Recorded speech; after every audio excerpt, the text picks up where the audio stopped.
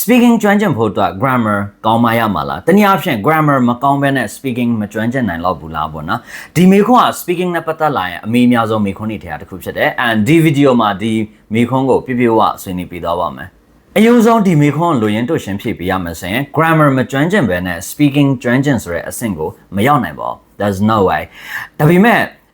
့ကိုစကားပြောမဲ့အခြေအနေကိုကိုရဲ့ English level ပုံမူတည်ပြီးတော့မှ grammar အရေးပါမှုရဲ့အခန်းကဏ္ဍပြောင်းလဲသွားလေးရှိတယ်။ဒါကြောင့်ကျွန်တော်တော့အသေးစိတ်ဆွေးနွေးပေးချင်တာဖြစ်ပါတယ်။ဆိုတော့ပထမဆုံး beginner တွေအတွက်စပြောရအောင်။တနည်းအားဖြင့် English speaking ကိုအခုမှစပြီးတော့ practice လုပ်မယ်ဆိုတဲ့လူတွေအတွက်ဒီလို learner တွေအတွက် grammar ဟာအရေးမကြီးတော့ဘာလို့လဲဆိုတော့ခုမှစပြောမဲ့ learner တွေအတွက်အရေးကြီးဆုံးက fluency ဖြစ်တယ်။စကားကိုချုံမေးစွာပြောနိုင်ခြင်း number 1 number 2အနေနဲ့ကျတော့ expressing oneself ကိုပြောချင်တဲ့စကားကိုတစ်ဖက်လူနားလည်အောင်ပြောပြတတ်ခြင်းဒီဥစ္စာအရေးကြီးဆုံးဖြစ်တယ်ဆိုတော့အဲ့ဒီအချိန်မှာ grammar တွေသွားတွေးနေမယ်ဆိုရင် fluency ကောင်းနေမှာမဟုတ်စကားထောက်နေမယ်ထက်နေမယ် and ပို့လို့တော့မှခက်ခဲသွားမယ်ဆိုတော့တစ်ဖက်လူကိုပြောတဲ့စကားကိုနားလည်နေရဆိုရင်အဆင်ပြေပြီ and စကားကိုတတ်နိုင်တယ်လို့ fluent ဖြစ်အောင်ပြောမယ်စကားတော့ broken ဖြစ်နေမယ်တခါတလေနားလည်မှုလွယ်တာလေးလည်းရှိတတ်တယ်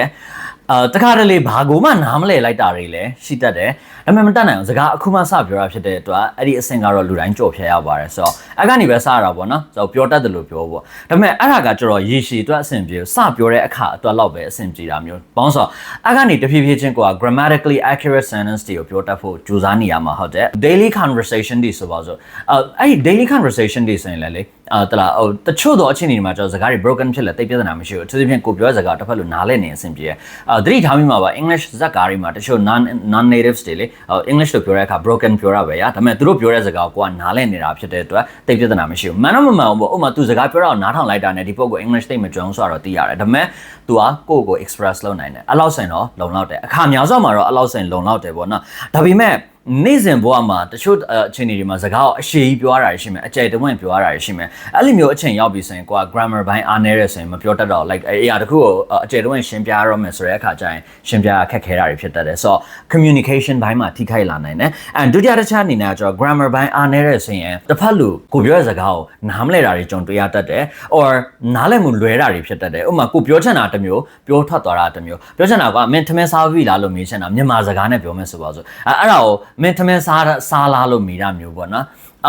်တိတ်တော့ကွာတာတော့မဟုတ်ဒါပေမဲ့အတိတ်ပဲတခြားစီကိုကွဲသွားလိမ့်မယ်အဲ့လိုမျိုးပဲငါမနှက်ဖြန်အလုံးမသွားတော့ဘူးလို့ပြောချင်တာအဲ့တော့ငါမနှက်ဖြန်အလုံးမသွားသေးဘူးလို့တုံးလိုက်ကြည့်လူရင်းပြောင်းသွားပြီလေနော်တစ်ဖက်လူကဟမ်သူဘာပြောနေရလဲပေါ့နော်နားလည်မှုလွဲနိုင်တယ်နောက်ဆိုနားလည်မှုမလွဲသွားဘူးဆိုရင်တောင်မှတစ်ဖက်လူကတော်တော်စဉ်းစားနေရတာမျိုးသူပြောတဲ့စကားကိုလေကိုအာယုံစိုက်ပြီးတော့မှနားထောင်နေရတာရှိမယ်ပြီးမှအော် तू ကဒါကိုပြောချင်တာဖြစ်မယ်ဆိုပြီးတော့မှနားလည်သွားတာသဘောပေါက်ဖို့အချိန်ပေးရတာမျိုးပေါ့နော်အဲ့လိုမျိုးတော့တစ်ဖက်လူကို strain လုပ်တာမျိုးဆိုရင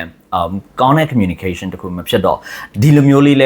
ဲသတိထားဖို့လိုတယ်ဒါ grammar အားနဲ့ချက်ကြောင့်ဖြစ်တဲ့အရာတွေဖြစ်တတ်တယ်တခါလေကြောက်လဲကိုပြောချင်တဲ့စကားကိုတစ်ဖက်လူကိုပြပြဝမရှင်းပြတတ်ဘူးဆိုတာတွေဖြစ်တတ်တယ်ဆောနာပြောခဲ့တဲ့အတိုင်းအထူးသဖြင့်စကားအကျယ်တွင်းပြောရမယ်ဆိုတဲ့အချိန်ကျရင်ကွာမပြောပြတတ်တော့စကားထောက်တာထက်တာတွေဖြစ်မယ်ဒါလေးတွေဟာ grammar အားနဲ့ချက်ကြောင့်ဖြစ်တဲ့အရာတွေဖြစ်ပါတယ်အဲ့တော့ကိုကစကားကိုထိရောက်စွာပြောတတ်ဖို့အတွက်ဆိုရင် grammar တော့သိထားဖို့လိုတယ်ဒါပေမဲ့daily conversation တွေအတွက်လောက်ကgrammar အစင်းမြင့်စွာတက်ကြွစရာမလိုအခြေခံ grammar လောက်ရရင်ကိုအဆင်ပြေရဆိုအခြေခံလောက်ပဲတည်အောင်လေ့လာထားဖို့အဲ့ဆိုအချိန်လည်းအများကြီးမပေးရတော့ and grammar လေ့လာဖို့အတွက်ကလည်းနီးလန်းအများကြီးရှိပါတယ်ဥပမာစာအုပ်တွေနဲ့လေ့လာလို့ရတယ် video တွေ lesson video တွေပါတယ်ရှိရ YouTube တွေမှာရှာဖွေပြီးလေ့လာလို့ရတယ် or သင်တန်းတွေတက်လို့ရတယ်နီးလန်းပေါင်းစုံရှိတယ်နောက်ထပ်နီးလန်းတွေလည်းရှိသေးတယ်တလား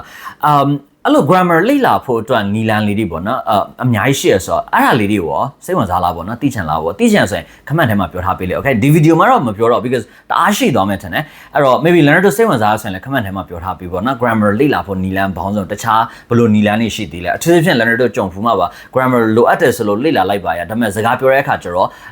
grammar လေ့လာတာတတ်စကားပြောတာတတ်တစ်ခုနဲ့တစ်ခုတတ်ဆိုင်မှုမရှိသလိုပဲ grammar ဘယ်လောက်ပဲလို့စကားပြောတဲ့အခါမှာ broken ဖြစ်တာပဲဆိုတာမျိုးတွေဖြစ်တတ်တယ်ဆိုတော့အဓိကလေ့လာခဲ့တဲ့ဟာကိုစကားပြောတဲ့ထဲကိုဇွဲမခေါ်တတ်တဲ့ပြဿနာပေါ့နော်ဆိုတော့အဲ့လိုမျိုးမဖြစ်စေဖို့အတွက်လေ့လာဖို့နီလန်ကောင်းလေးတွေတော့ရှိတယ်လိုချင်တယ်ဆိုရင်တော့ကျေးဇူးပြု comment ထဲမှာပြောပြီးပေါ့နော် maybe ကျွန်တော်နောက်နေ့ကျရင် video တစ်ခုလုပ်ပြီးတော့ရှင်းပြပေးလို့ရတာပေါ့ but ဒီတစ်ခါဆက်သွားရအောင်ဆောနာက beginner တွေအတွက် grammar ရဲ့အခန်းကဏ္ဍကိုဆွေးနွေးပြီးပြီ intermediate level နဲ့အထက်ကို ပြောမယ်ဆိုရင်လည်း grammar ကအရေးကြီးရဆိုတဲ့ကိစ္စပြောလိုက်ပြီဒီတစ်ခါ advanced level ဖတ်ကိုဆက်သွားတော့မယ်တနည်းအားဖြင့်ကွာ English test တွေဖြေမယ်ဆိုပါစို့ဥပမာ IELTS တို့ Duolingo တို့ဖြေမယ်ကွာ or နိုင်ငံခြားမှာကျောင်းသွားတတ်မယ်ဆိုတဲ့ US channel English လေ့လာနေတာဖြစ်စေနောက်ဆုံးကွာအလုပ်လုပ်နေတဲ့အခါမှာအလုပ်ခွင်မှာ English လို့ပြောဆိုဆက်ဆံရမှာ customer တွေနဲ့ဆက်ဆံရတာရှိမယ် or email တွေပို့ရတာရှိမယ်အဲ့လိုမျိုးအချိန်ကြရင်ကွာ English grammar ကကောင်းမှရမယ်ဘာလို့လဲဆိုတော့အဲ့ဒီအချိန်ကြရင်နားလည်မှုနည်းနည်းလေးမှလွယ်လို့မရအောင်တစ်ဆက်တည်းမှာဒီအပိုင်းကျတော့ကျွမ်းကျင်ဆိုတဲ့အဆင့်ရောက်သွားပြီဟုတ်တယ်အဲ့တော့ဘယ်လောက်ထိကျွမ်းကျင်လဲဆိုတော့ကွာထုတ်ပြနိုင်မှရမှာတိတ်မကျွမ်းကျင်ဘူးဆိုရင်